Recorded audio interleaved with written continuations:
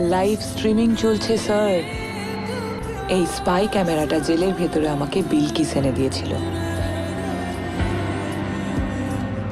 তার হয় না। আসল ক্যামেরাটা কন্টেনারের ওপরে।